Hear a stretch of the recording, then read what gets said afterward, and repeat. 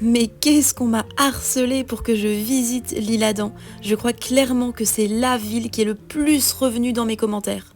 Et vous savez, c'est un peu comme quand on vous parle d'un film et qu'on vous dit ah là là, il est génial et que vraiment vous entendez tout le monde dire ça.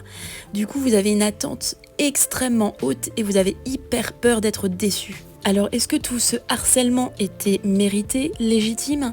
Ai-je été déçue? C'est avec la plus grande des tristesses que je dois admettre qu'ils avaient raison. L'Isle-Adam est une ville exceptionnelle. Elle possède énormément d'atouts. Il y a plein de lieux différents. C'est une ville-parc. Il y a des parcs partout. Beaucoup de patrimoine également. Donc entre le patrimoine naturel et le patrimoine culturel, vous avez vraiment de quoi faire. Il y en a vraiment pour tous les goûts et c'est pour ça que c'est une ville exceptionnelle. C'est parce que quel que soit ce qu'on préfère, on va trouver son bonheur à l'Isle-Adam. Faire le tour de tous les points d'intérêt de la ville, qu'ils soient culturels ou naturels, ça m'a pris 5h30. Entre le château Conti, le pont Cabouillet, le centre-ville avec son musée d'art et d'histoire, sa mairie et son église, la statue Siaram, emblème de la ville, les 5 étangs, dont l'étang des Trois Sources qui est totalement préservé pour les oiseaux migrateurs, dont ces oies pernaches en grand nombre, c'était impressionnant.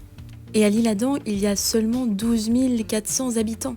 Donc c'est une ville étendue mais avec peu de population, ce qui fait qu'on est tranquille. Regardez, il y a peu de monde, même si c'est touristique, finalement c'est tellement étendu qu'on n'est jamais étouffé.